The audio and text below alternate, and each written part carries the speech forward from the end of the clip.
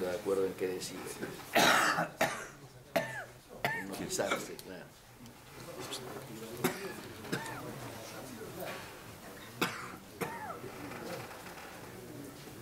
Ahí, y después lo llamamos.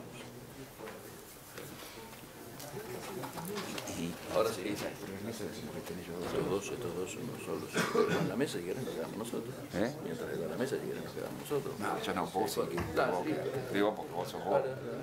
¿Listo? Hagámoslo. Buenos días a todos. Les doy la bienvenida a la jornada de Economía organizada por el Instituto Nacional de Políticas Públicas de la Honorable Convención Nacional de la UCR. Van a hacer uso de la palabra en esta ocasión el doctor Pablo Quiroga, coordinador del Instituto, y Miguel Ponce, coordinador de la Comisión de Economía. Gracias, Ale. Bueno, gracias a todos por estar y gracias a la Cámara de Senadores, en la presencia de su secretario legislativo, Juan Pedro Tunesi, que nos ha puesto a disposición estas instalaciones tan lindas y tan confortables y apropiadas. Les quiero contar que hace exactamente un año se recreaba, se ponía otra vez en funcionamiento el Instituto de Políticas Públicas, el Instituto Radical de Políticas Públicas de la Convención Nacional, por decisión de su presidente, Jorge Sapia, según el compromiso que había asumido en la convención reunida en la ciudad de La Plata. En este tiempo, en este año transcurrido, hemos podido escuchar la opinión de decenas de profesionales y técnicos a través de los trabajos de las comisiones y encuentros como este, en distintas temáticas. Profesionales y técnicos que participan en la estructura formal de la Unión Cívica Radical y otros que, aunque no estén en esa estructura formal, de alguna manera, me atrevo a decirlo, comparten el conjunto de principios, valores, ideas, idearios del radicalismo. Digo del radicalismo porque es una figura ideológica que va inclusive mucho más allá de la estructura formal de la UCR. Voy a leerlo porque si no lo voy a acordar. Hemos hecho actividades, encuentros en materia de economía, relaciones internacionales, salud, derechos humanos, políticas de género y diversidad, cultura, comunicación. Hemos hecho otro encuentro de salud en Vaquerías, en Córdoba.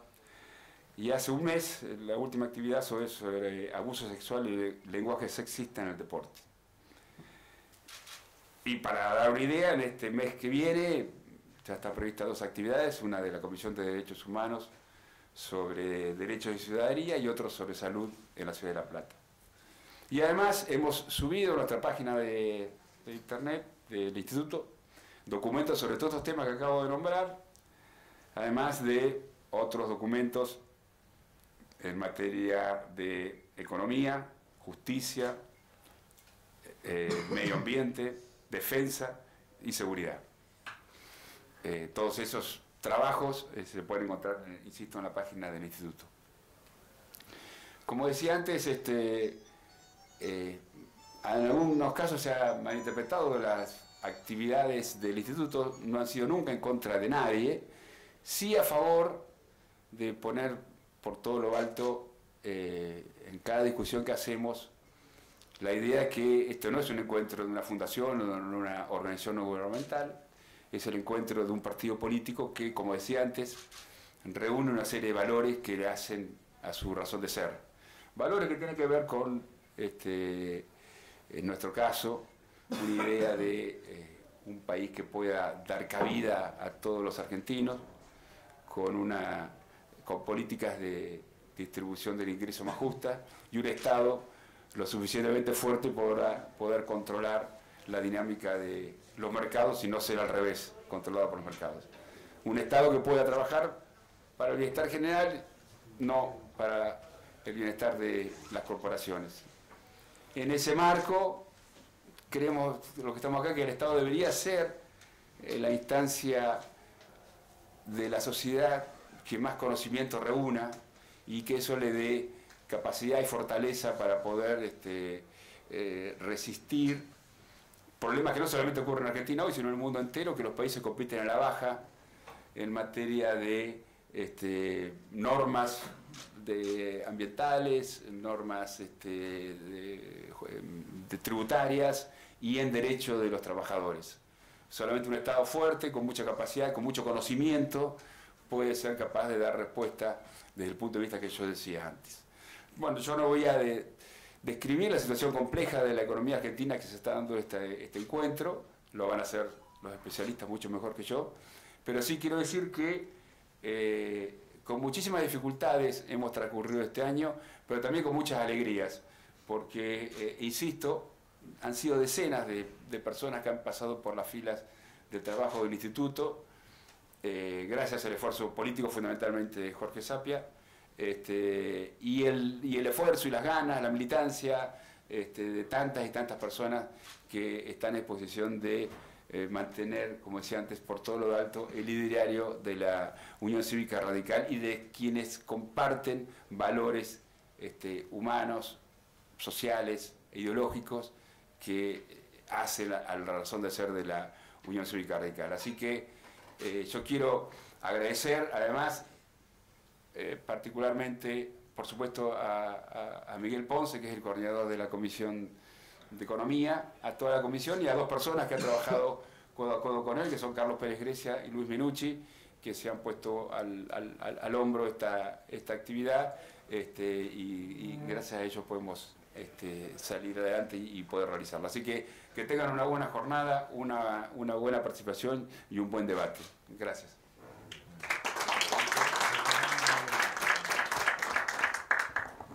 Bueno, entrando en tema, ¿no? Cuando se planifican actividades, uno a veces no toma en conciencia los hechos que terminan ocurriendo los días que las actividades se realizan.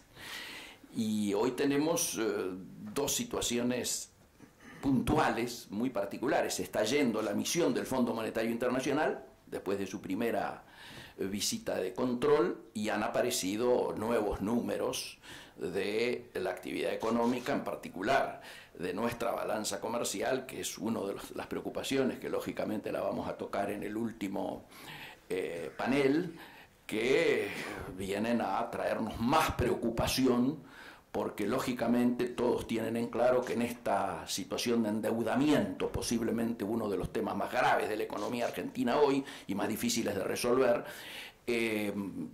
los dólares genuinos para afrontar ese repago debieran provenir de un saldo positivo de la balanza comercial. Lamentablemente los diarios de hoy nos traen los números de que esta situación se agrava. En este marco parece importante justamente reflexionar sobre las tareas, lo que debiera ser, las propuestas que debería haber hecho el radicalismo. Cuando hablamos de Fondo Monetario Internacional, no podemos menos que acordarnos de aquella noche cuando nos enteramos que por los medios, además nos enteramos por los medios, que íbamos al fondo, luego en búsqueda de un stand-by, ¿no es cierto?, luego de que 4 expresidentes de Banco Central habían dicho que no era necesario. Junto con el doctor Sapia nos juntamos algunos de los integrantes de urgencia de la comisión y elaboramos un documento donde adelantamos exactamente, y lo hizo público Sapia esa noche en la LIN, ustedes recordarán porque tuvo mucha difusión periodística después, fue de hecho la primera expresión partidaria en relación al tema del fondo, donde adelantábamos primero la pérdida de autonomía que iba a tener el país en términos de sus decisiones. De hecho, el pobre Dante Sica quiere bajar algún punto de la tasa de interés y para hacerlo le tiene que pedir autorización al fondo. O si hubiese una amenaza de corrida cambiaria, para poder intervenir el Banco Central ahora, después de haber firmado, le tiene que pedir autorización al fondo. Es decir, aquello que adelantábamos de pérdida de autonomía creo que es casi una obviedad. Pero además decíamos, en ese momento Sapia lo explicó muy claramente, los 3 diríamos, impactos que rápidamente se iban a notar. El primer impacto obviamente era que íbamos a un escenario de recesión. En aquel momento estábamos en un escenario de estanflación, o sea, estancamiento con alta inflación. Íbamos a un escenario de recesión. Está bien, técnicamente los economistas, luego seguramente quienes van a integrar la primera mesa lo van a decir, técnicamente para definir que se está en recesión, tienen que transcurrir 2 trimestres de caída de nivel de actividad. Pero todo el mundo, hasta el presidente de la Nación, reconoce que estamos en estado recesivo y los números ya lo van diciendo. El segundo elemento que decíamos era que se iba a producir una caída concreta del salario real. Los diarios de ayer, antes de ayer, traen cuánto va a ser el impacto que esa caída del salario real va a tener en las ventas minoristas, y ya está cuantificado a lo largo del año cuánto van a caer. Y el tercer elemento era la conflictividad social. ¿Por qué? Porque lógicamente íbamos a un proceso que el propio fondo definía como achicamiento del gasto público, y uno de los renglones era el achicamiento del empleo público, hecho que lógicamente es doloroso, pero nos sorprende. Pero el otro elemento es que, vinculado a la recesión y vinculado a la situación que se está viviendo, iba a empezar también la caída de no solo de las fuentes de trabajo, sino de muchos puestos de trabajo privado. Hoy tenemos la conflictividad social a la vista de todos, digo, desde astilleros hasta en la industria automotriz. Algunos de los brotes que esperábamos, ¿no es cierto?, que se hubiesen manifestado. Sapia viene de Córdoba, 1.500 en General Motor, pero además están empezando a frenarse turnos, etc. En ese marco, hoy vamos a tener una jornada, por lo tanto, muy importante de análisis. Y nosotros desde la comisión, por suerte hay varios integrantes de la comisión hoy acá, hemos venido teniendo algunas reuniones con gremiales empresarias, ¿no es cierto?, de la provincia de Buenos Aires, a nivel nacional, etcétera, y hay un cronograma de reuniones para escuchar directamente a los actores, ¿no?, a los protagonistas de la actividad económica. Para el día de hoy hemos buscado ¿qué? Hemos buscado tocar básicamente una mirada, yo diría que tiene que ver con precisamente las desigualdades en la sociedad argentina, cómo este programa económico que está vigente hoy pega sobre la economía real, y tratar de tener, por lo tanto, en la primera mesa un diagnóstico. Luego va a haber justamente el tema de pobreza y desigualdad, es decir, el impacto cuantificado, y luego, lógicamente, lo que la sociedad espera, que es un partido con propuestas. Entonces no solo va a estar la queja, sino que también va a estar la propuesta. Lógicamente vamos a esperar al final con mucha ansiedad las palabras de Jorge Sapia cerrando el encuentro. Así que para esta primera mesa, que hemos titulado Inflación, Déficit Fiscal y Endeudamiento, vamos a invitar, que se encuentran aquí, ¿no es cierto? No ha podido venir, a último momento nos avisó Pablo Olivares desde Santa Fe, pero está Gustavo Grispun y Fabián Ferrar. Adelante. Los invitamos a la mesa. Lo tenía anotado ¿Le dejo un lugar?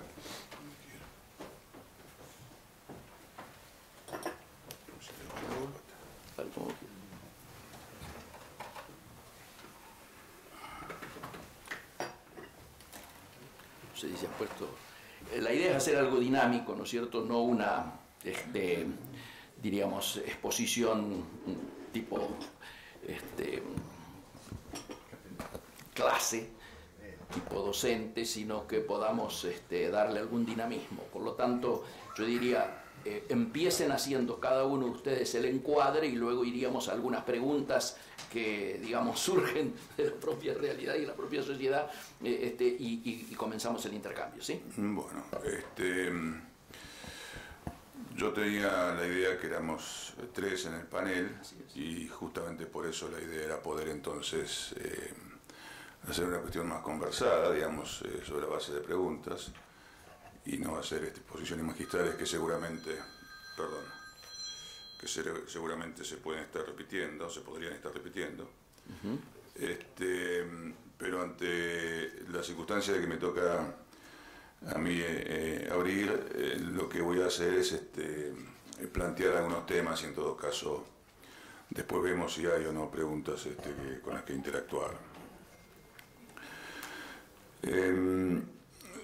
La primera cuestión que me parece que es importante es dónde una visión de un radical se planta frente a los problemas nacionales estructurales de la economía argentina, y entonces donde se planta también frente a las soluciones que distintas gestiones vienen teniendo, no por la orientación misma de las gestiones, que por supuesto son materia de la subjetividad política de quien juzga, sino porque lo que la hipótesis principal inicialmente pretende plantear es que frente a problemas que son de determinada manera, las soluciones son que se tienen tradicionalmente en Argentina y en los últimos tantos años y décadas recientes, son siempre parciales.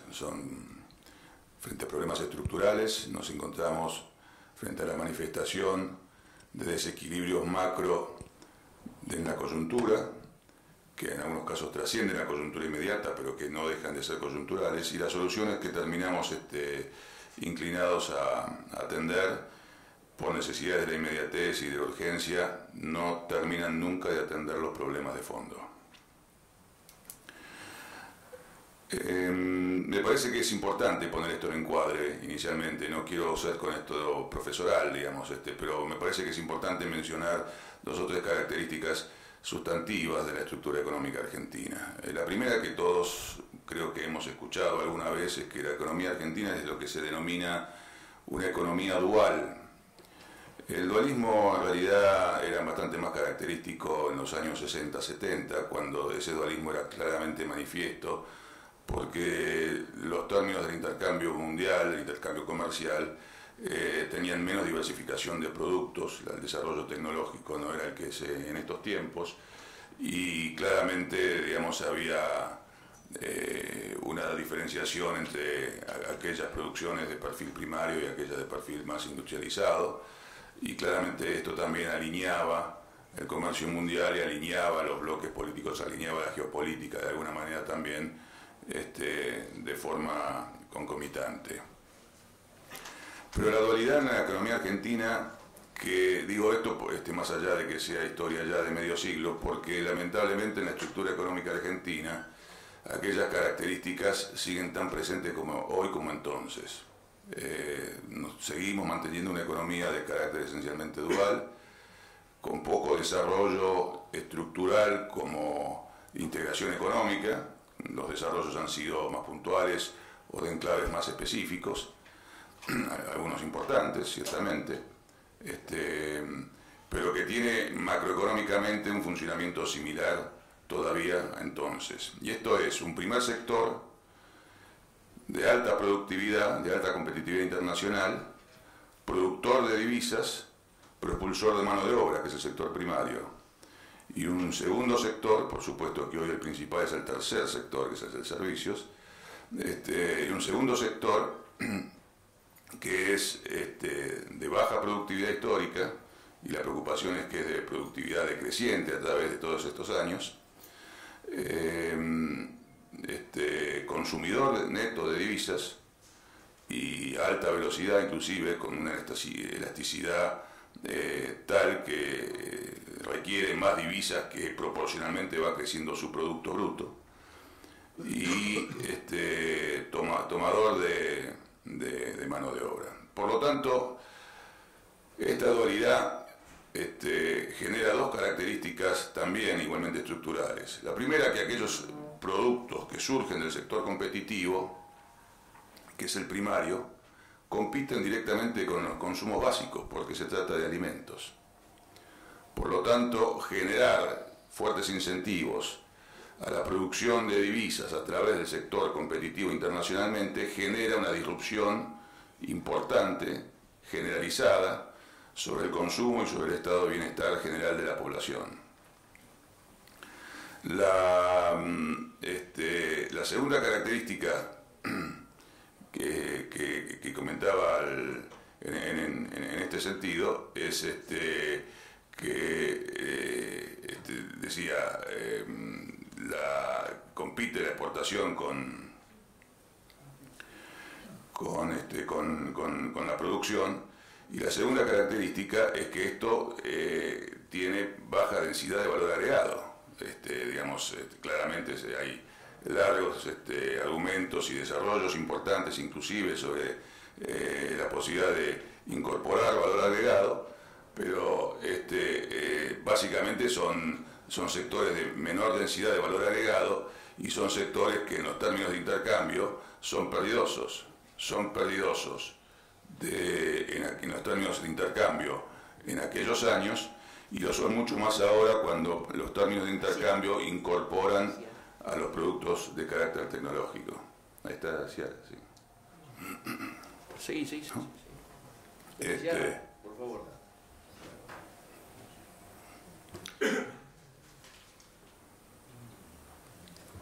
Se va a incorporar a la mesa, obviamente, alguien que estábamos esperando, Ángel Ciara. Por favor.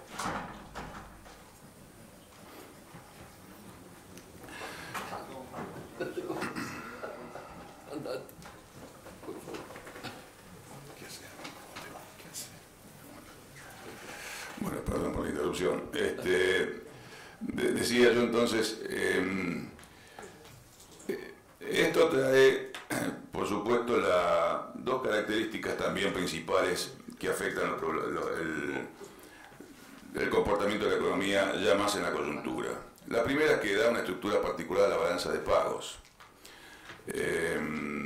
Digamos, teniendo un menor valor agregado y de exportación y compitiendo con el consumo esencial, la generación de divisas es realmente muy acotada frente a las necesidades de consumo de divisas que tiene una economía del tamaño emergente de la Argentina. Y la segunda característica, similarmente significativa, es que la industria, decía yo, consume proporcionalmente más divisas que el crecimiento de su Producto Bruto. Esto es, inevitablemente, aún en situaciones de supuesta estabilidad y de crecimiento armónico de una fase ascendente del ciclo económico, se va a una situación de restricción o eventualmente de crisis en el sentido de agotamiento de la balanza de pagos. Es decir, llega un momento en que el crecimiento del Producto Bruto, basado en el crecimiento del Producto Bruto Industrial, acogota las divisas que se consumen más rápidamente, no solamente que la propia capacidad de generación de la economía en términos macro, sino de aquella que la nueva industria en crecimiento o el crecimiento de la industria, el diferencial de crecimiento, pudiese generar como nueva generación de divisas. Esto sin tomar en cuenta todavía que hay otra mitad del balance a tener en consideración, y es que en la Argentina se entiende que el ahorro interno es insuficiente, que se requiere por lo tanto de tomar ahorro externo, y que entonces hay una competencia de las divisas productivas, llamémoslo así, respecto de las divisas financieras, que claramente no se generan, pero sí se tienen que tomar en el extranjero, y generan entonces situaciones de endeudamiento de los cuales ya hemos conocido que casos recurrentes a lo largo de la historia más reciente. Esto lo que hace a la Argentina es una situación altamente dependiente de aquellos mecanismos de generación de divisas por un lado y de toma de divisas en el exterior por el otro. Frente a esta situación tenemos que además que tomar en cuenta cuál es la estructura nuestra, ya no solamente de la producción, sino también del consumo. Porque claramente es un país con importantes niveles de consumo en el exterior, el turismo es un caso, y tiene presión permanente frente a una industria todavía en estadios primarios de desarrollo, a tomar consumos también de productos que podrían ser fabricados alternativamente en Argentina en condiciones de evolución de ese desarrollo primario industrial. Esto genera, digamos,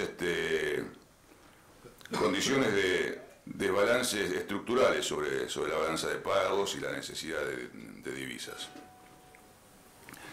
Frente a esto, el concepto de endeudamiento es un concepto, digamos, que se ha desarrollado en la Argentina de manera recurrente, sobre la base, decía yo, de que el ahorro interno tiene niveles insuficientes, y en realidad todos sabemos que el ahorro interno sí se genera, lo que tiene es una canalización hacia otros destinos, hacia destinos de mayor seguridad jurídica o seguridad financiera, y que no están canalizados hacia la producción.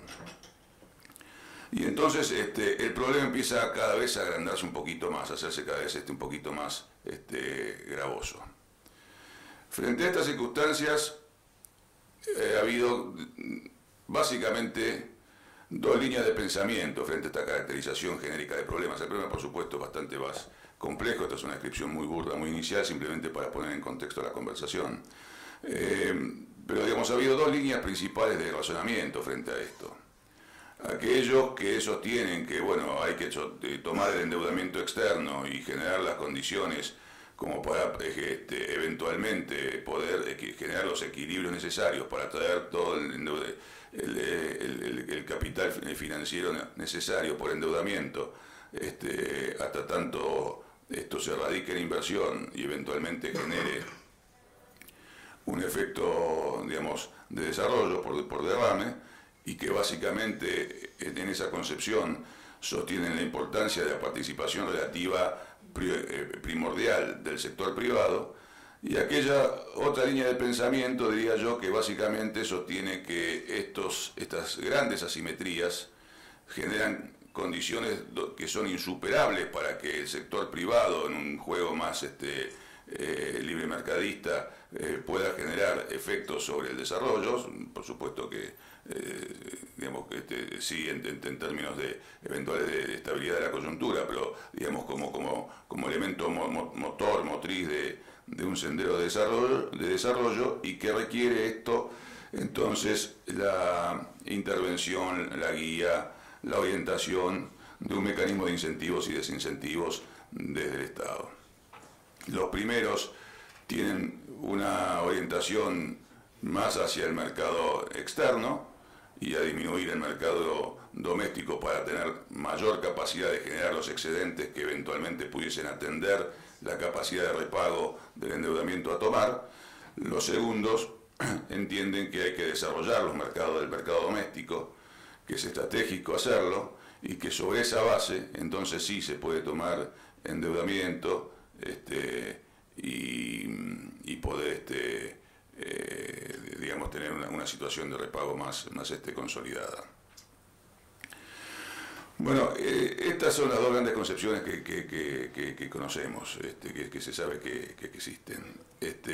Y sobre esta base, los problemas de fondo, esto es, el problema de concentración asimétrica en el territorio de la producción, el problema de la dualidad de la economía argentina, los problemas de dificultad estructural vía consumo o vía estructura de la producción del balance cambiario de la Argentina, se ven entonces como abordables desde ópticas diferentes. Los primeros sostienen a rajatabla la necesidad de equilibrios macroeconómicos en las magnitudes principales, de manera tal de que el contexto macroeconómico sea atractivo a la posibilidad del endeudamiento en el extranjero, y ven entonces con un sesgo, digamos, financiero el equilibrio macroeconómico a lograr. Los segundos sostienen la necesidad de poder tener mecanismos de fomento propios, vernáculos, locales. Creen más en la financiación por otros mecanismos que no sea solamente el endeudamiento, sino también la financiación local, y están dispuestos a poder financiar un esquema de desarrollo sobre las bases iniciales quizás más inflacionarias. Ahora, el tema es que estas dos grandes categorías, que son, por supuesto, a los efectos de definición de alguna forma definidas arbitrariamente, y como tales son categorías estancas, no son exactamente así ninguna de las dos, mucho menos en contextos cada vez más integrados en términos de comercio y en términos de flujo de inversiones. Pero básicamente la hipótesis es: si la economía argentina requiere mecanismos de financiación que sean sobre la base de equilibrios de las magnitudes macroeconómicas y sobre la base de endeudamiento externo, o si por el contrario, en una economía que por definición tiene problemas de otra naturaleza subyacentes que ahora voy a mencionar, y por lo tanto consecuencias inflacionarias, lo que se genera al final del camino son desequilibrios aún más importantes que los iniciales. Y paso a explicarme. Si el tema esencial que está debajo de esta dualidad productiva de la economía argentina es un tema de productividad. Yo creo que hay dos características principales de la condición de menor desarrollo relativo de la economía argentina. La primera es sus bajos niveles de productividad, y diría que suficientemente bajos como que vienen descendiendo de manera significativa en el último medio siglo. En los últimos 50 años la productividad argentina es un 50%, la brecha de productividad argentina respecto de los países del G7, del actual G7, es un 50% de la que era 50 años atrás. O sea, hoy, para cerrar, y sin tomar en cuenta el otro polo de referencia, pues seguramente la productividad en estos países se ha incrementado en su conjunto, la brecha de productividad de la economía nuestra respecto de este tipo de países se ha más que duplicado. Y frente a eso, la manifestación clara es la inflación. La inflación es la manifestación justamente de una baja productividad en los factores de producción de la economía. Y la inflación genera entonces distorsiones continuas, permanentes, de los precios principales de la economía, y distorsiones entonces permanentes en esa estructura relativa de precios. Y sobre esta base, la puja, digamos, la distorsión de precios permanentemente a ser reacomodada y corriendo atrás de los precios en un contexto que además debe ser de convergencia de precios, lo que subyace es una puja distributiva. Los precios no son más que los factores de remuneración de determinado factor de producción. Y por lo tanto, esta situación a lo que lleva es un contexto prácticamente crónico, estructuralmente crónico, de puja distributiva. Entonces, la primera cuestión que uno se plantea es si nosotros vamos a estar priorizando los equilibrios macro, vamos a estar priorizando digamos, la visión financiera de las grandes cuentas nacionales, digamos, básicamente los dos déficits gemelos, digamos, el fiscal y la balanza de pagos. Y lo hacemos en un contexto permanente de puja distributiva, y lo hacemos que tiene reflejo inflacionario. La primera cuestión es cómo hacemos para atacarlos en un contexto que sea desinflacionario. Y entonces nos planteamos programas de desinflación cuando en realidad estamos en contextos crónicos de puja distributiva. Y la puja distributiva ajusta necesariamente al alza de precios. Digamos, si yo tengo un salario que se me atrasa respecto a la inflación, la reivindicación es a la suba del salario, nunca va a ser a la espera de que el nivel general de precios se reduzca. Lo mismo sucede con el tipo de cambio. Si el tipo de cambio se me atrasa, mi argumento no va a ser esperar que los precios algún día bajen, sino habrá que buscar cómo se va reajustando el tipo de cambio y recupera el nivel en términos reales. Por lo tanto, muy difícil, en un contexto crónico de puja distributiva y por lo tanto de alza estructural a la suba, a la disputa de precios relativos, el desajuste al alza permanente de la estructura de precios relativos, poder encontrar esquemas desinflacionarios sin fuertes traslaciones de ingresos, o sea, sin fuertes cambios en la estructura de precios relativos y por lo tanto sin fuertes traslaciones de ingreso. Y entonces nos encontramos con viejos esquemas, también repetitivos a lo largo de la historia, en lo que se cumplieron ciclos completos de traslaciones pendulares de ingreso de uno de estos dos sectores duales al otro, del sector exportador primario hacia el sector industrial y viceversa, y que generaron ciclos ascendentes y descendentes de la economía, en situaciones que, si lo vemos retrospectivamente en general hacia atrás, nos vamos a encontrar con que terminan ajustando siempre más por precio que por cantidad al alza de precio, y que los niveles de desarrollo de la economía han sido muy bajos, poco menos del 1% promedio anual en los últimos 70 años, y por lo tanto nos encontramos frente a un esquema, digamos, genéricamente caracterizado como estanflacionario. Yo diría, no estamos en una recesión, estamos en una estanflación crónica de siempre, a lo largo de la cual tenemos sí pequeñas variaciones de serruchito, digamos una tendencia estanflacionaria, y entonces creemos que es un esquema de crecimiento cuando el serruchito es para arriba o el diente del serruchito es para abajo, pareciera que nos marca una recesión. En realidad, si tomamos estrictamente la referencia estadística, nos encontramos con que estamos en este momento en los mismos niveles reales de producción de noviembre del 2011. O sea que llevamos por lo menos, ya no digamos como tendencia secular, que tuvo sí algunos saltos discontinuos en algunos periodos caracterizados de términos de cambio favorables, por ejemplo la década pasada y el famoso viento de cola, pero si tomamos digamos más viniendo más a la coyuntura y a corto plazo, nos encontramos con que estamos en los mismos niveles en los últimos 7 años, y ciertamente con un contexto inflacionario en el orden de casi el 400% acumulado en ese periodo. Entonces, frente a esto,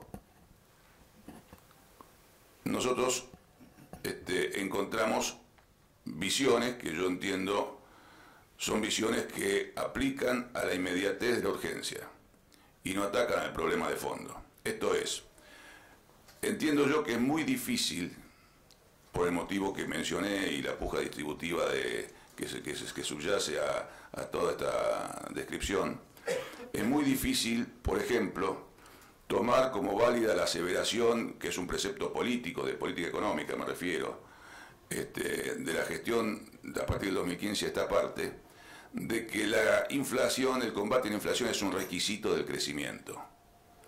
Porque si yo, en realidad, lo que voy a hacer es un combate frontal a la inflación que me requiere reestructurar precios o recomponer precios relativos, gracias,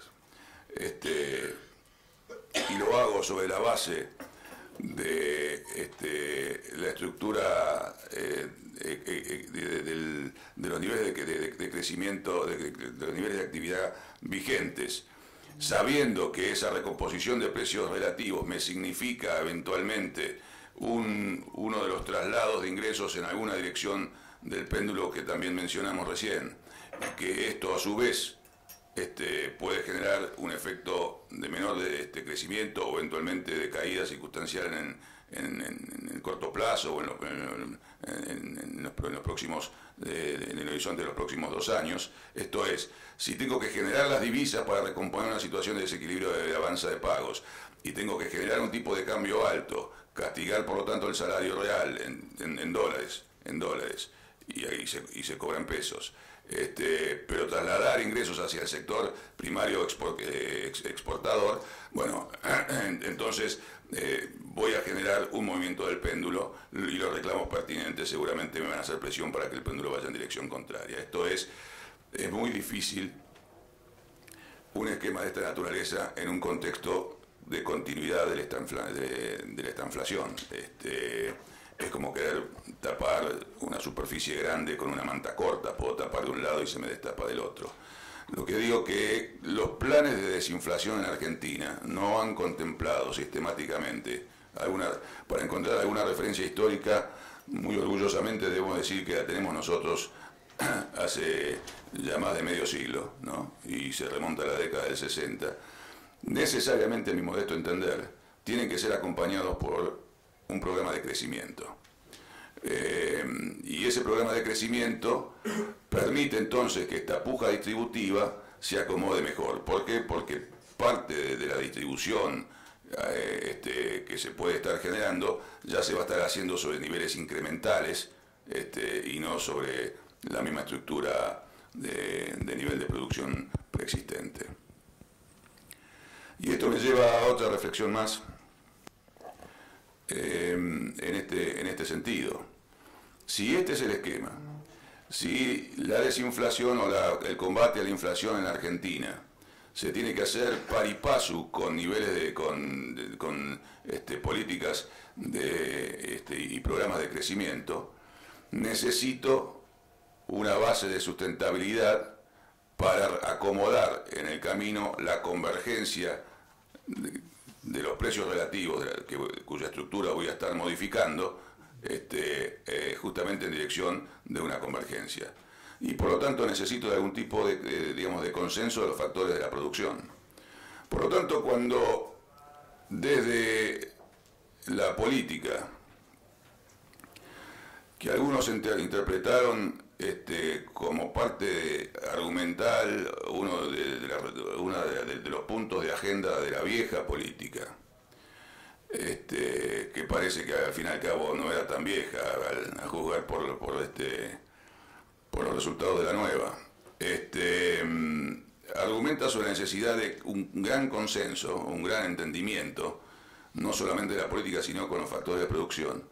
En realidad lo que está diciendo es que es necesario encontrar el consenso suficiente, o el consenso acorde, respaldatorio, a que los ajustes de la estructura de precios relativos necesarios de hacer para reacomodar los acogotamientos estructurales que pudiese haber, y antes de eso atender a los desequilibrios de las magnitudes macroeconómicas principales de la economía, se tienen que hacer de una forma coordinada entre ellos. Esto es, hay que saber cuál es el esfuerzo propio que se me pide y cuál es el esfuerzo que se le pide al de al lado, de manera tal de que el consenso pueda ser materia obtenible. Si esto no es así, si lo que se percibe por el contrario es que hay una fuerte desproporción a los esfuerzos que se les pide a cada quien, lo que hay es un rápido agotamiento del sustento, digamos, de consensos, del sustento de apoyos,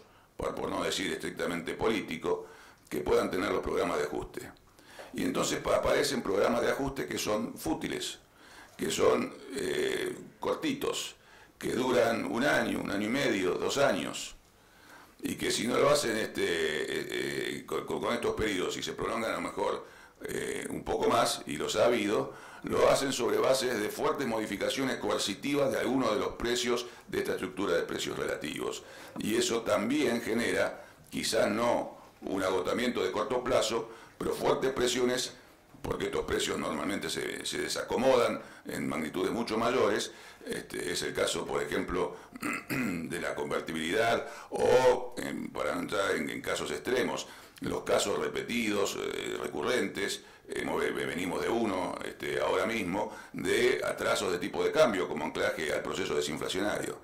Entonces, estas cosas, si no tienen la base de un consenso que permita un sendero, digamos, virtuoso de convergencia en el reacomodamiento, en el proceso, en el sendero de reacomodamiento de la estructura de precios relativos, a lo que termina llevando es a un movimiento pendular de traslación de ingresos de lo que hablamos.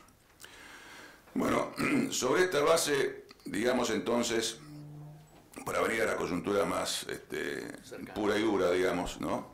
Y dejándole la palabra a Ángel, no extenderme en demasiado, que en la coyuntura terminamos, como todo el mundo dice, y yo humildemente suscribo, en apelar voluntariamente a un programa del fondo, cuando efectivamente, teniendo las posibilidades, yo diría cómodas posibilidades, a pesar del desastre heredado, cómodas posibilidades de poder ir enderezando con gradualidad racional, inteligente el esquema, sobre la base de ciertos, no sé cómo llamarlo, creencias, visiones ideológicas, dogmas, ¿no? Yo me inclino más por esto último. último, creo que hay visiones dogmáticas de la política económica y en algunos aspectos particulares de la política económica, como puede ser, por ejemplo, la política monetaria que se vino siguiendo hasta comienzos de este año, y que podrían haber evitado otro tipo de problemas.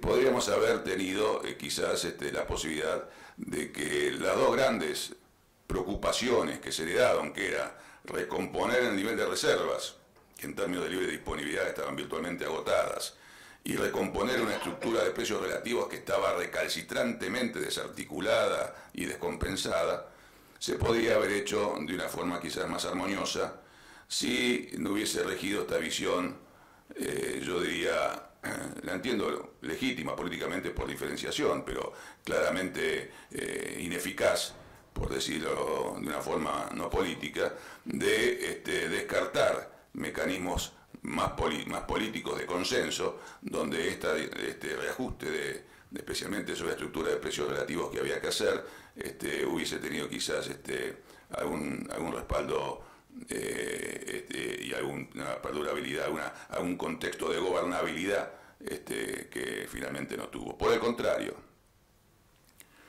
yo recuerdo inclusive algunos amigos que también dieron su opinión dentro del partido sobre los méritos que se encontraban las experiencias de países de la región.